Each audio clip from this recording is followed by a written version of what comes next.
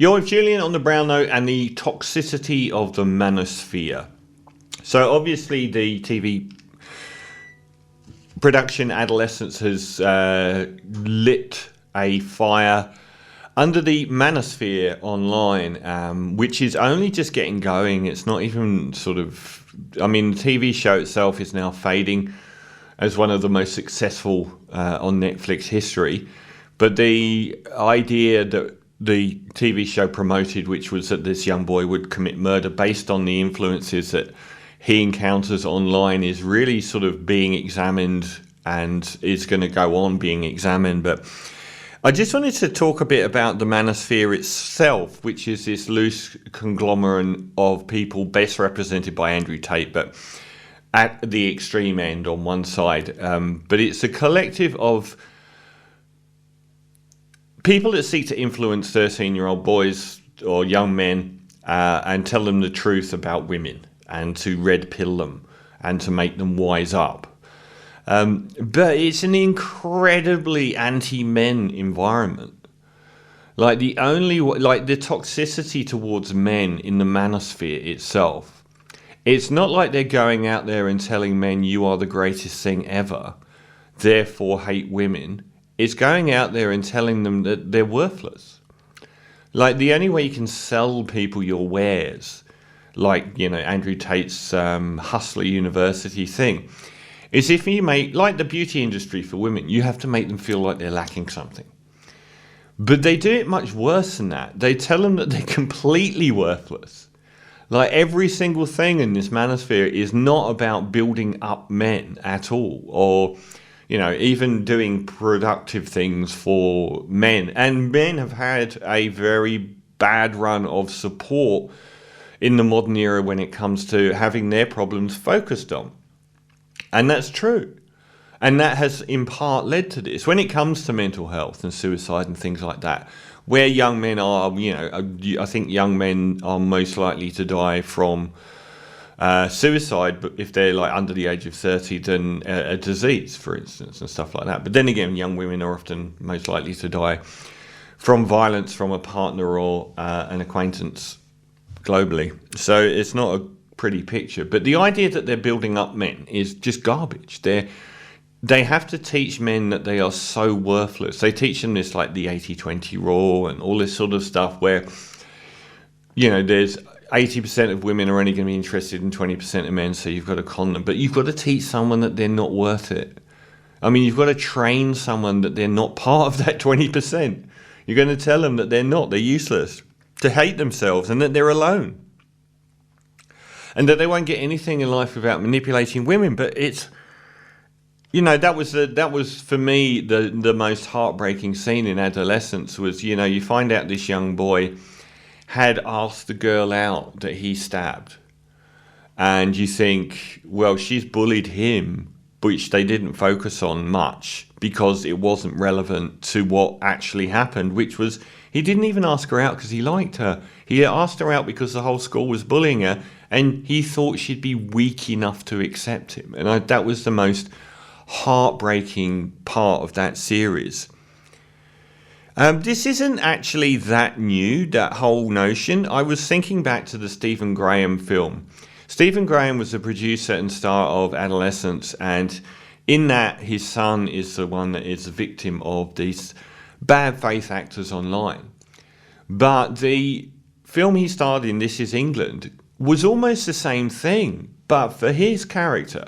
It's just back then, it was people like the National Front and far-right organisations targeting these disaffected, alienated, hopeless young men. And in that film, he turns into a full-blown neo-Nazi and like nearly kills one of his own friends because his friend is black, ends up in prison, and then has this incredible redemption arc in the subsequent This Is England 86 or whatever the TV show that followed it was. An absolutely mind-blowing performance. But these bad faith actors have always been here. It's just that when they made This Is England and focused on the 1980s, the enemy was the immigrant, the Indian. And in the modern era, the enemy is women. It's like they always need an enemy. But the level of hate for women in these spaces is mind-blowing. Not one single positive characterization of a woman is even permitted. Women are they're never like your mother or your sister in this world. They are always skanky women from Instagram. They are prospective partners, or should I say partner but the word partner imbues some sort of equality. Prospective property. And the hotter the property you've got, the more successful you are in that Andrew Tate manosphere. But they don't even like them. They don't even like these women. Even if they're hot. They don't like them at all. They hate them even more if they're hot. They just don't like any women. They often know, women are the most evil thing out there according to this manosphere. Apart from how useless you all are as men. I mean, this whole thing about focusing on wealth creation, which is a big part of it, and it's how the Tate sphere is basically one of these Dale Carnegie self-help groups, is to be rich, to have a private jet, smoke a cigar, and have a hot girlfriend. But they don't even want the girlfriend. I mean, even being hot isn't presented as a positive characteristic. It's there's no positive characteristic. It's just how best can you get out from under this incredible evil of woman? And you think, why bother with women? Why are you even bothering with women? Why don't you just ignore women and hang out with men? Women cannot be people in this world. But it's such a muddled message to say the absolute pinnacle of what you can do is have a hot girlfriend, but also women are worthless. It's just the most muddled messaging. And it all this is the online manosphere where it's the world that is cut off from parents and from adults that we don't see. But the online sexism now is just everywhere. It's incredible. And it manifests itself in mainstream media all of the time.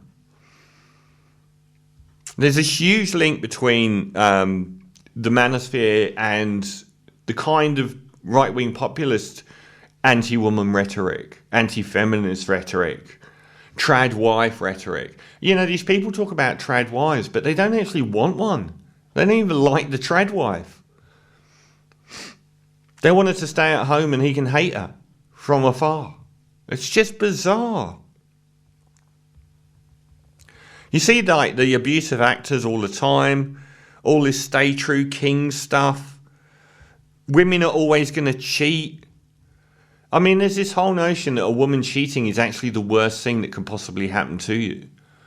I mean, I think back to the way that the character of Skylar was treated in Breaking Bad, where she was, this is going back nearly 15 years. And she was hated because she cheated on Walter White. And that was it. Anything else is a lie. People say that she was the third best character in the whole show. And she still gets online hate today because she had the audacity to cheat on this murdering drug dealer. And she is the one that gets all of the hate, not any of the people in the show that were Nazis or meth dealers. Her for cheating. And that was it, because women have to be property. And that's where this whole online thing about body count comes from. This is huge now. You dare not go out with a woman that has slept with X number of men. Her body count matters. This all comes back to the notion of property. Your property is spoiled. There's definitely a collision between these worlds, as being online has exacerbated everything. And we see that between the commodification of being hot, whether it's on Instagram or OnlyFans, where young women can promote themselves and make a lot of money being hot, followed by men. They only make money out of men. They don't make money out of women. Not much. Not on OnlyFans. It's all males. But there's this, I think, pornography, the desensitizing nature of it and the extreme nature of it. There's this vacuum for young men and probably for young women as well, which is left to these nefarious teachers to fill, We don't have these positive environments where young men understand about relationships, sex, or women being even people. And that's on us, because we let it happen. I mean, the irony of OnlyFans as well, you know, you've got probably the majority of the people paying these women are the same men that are swallowing the other garbage. And there's this corrupted view of marriage, which is that women have destroyed this male bastion of power, which is to have ownership of your children and your wife and your home. But really, who destroyed that was, you know, economic neoliberalism, which has left this, you know, entire generations of young men not knowing where they stand because they will never be able to do any of the things that their fathers did. And that's been a big hole to fill, and it's been filled by bad faith actors.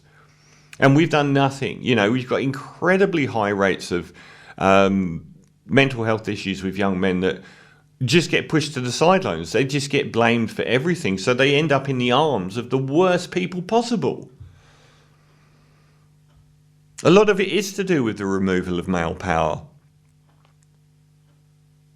And it's another irony that you know, that they're falling for these increasingly right-wing characters. But that whole political ideology of economic neoliberalism led to them not being able to ever have a future where they can afford a home and a wife anyway.